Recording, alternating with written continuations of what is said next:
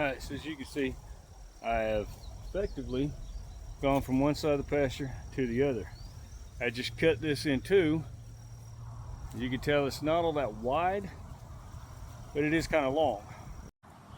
The reason it's so long is there's an entire dead tree that has fallen over right here in the middle of this. And there's more than one dead tree. There's actually 4 or 5. If you watched my last video, you saw where I cleaned up right here where this tree goes up to a point here.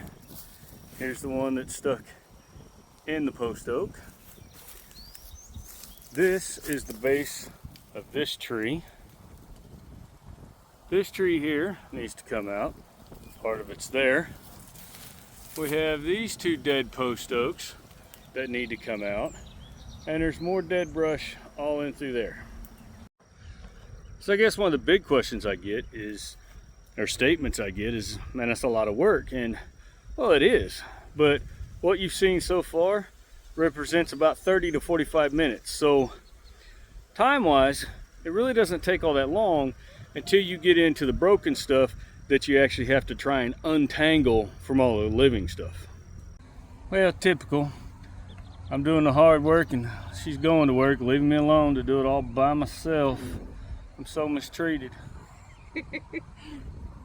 Love you. Have a good day. Thank you.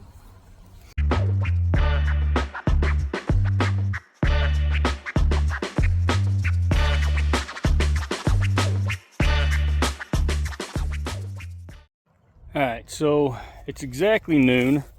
Means I've been working for about 3.5 hours. And this is the only area left, which is where that tree has fallen.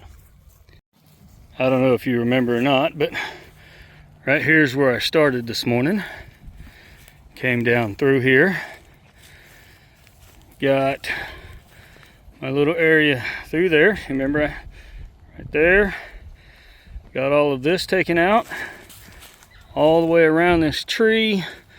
This part over here, this is some other trees that had fallen. We moved them out of the way when we were cutting stuff, and now I need to pick them up, put them on a pile. That little bit around it is just stuff that's grown up in the last couple months.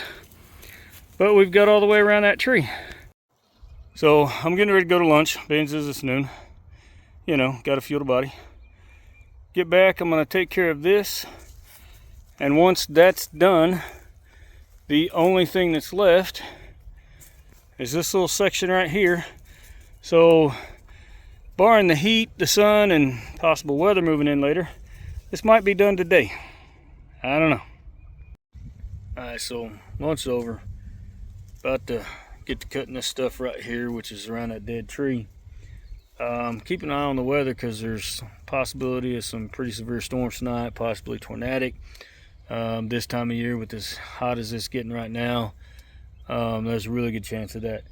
But so far radar's clear, so let's get back to cutting.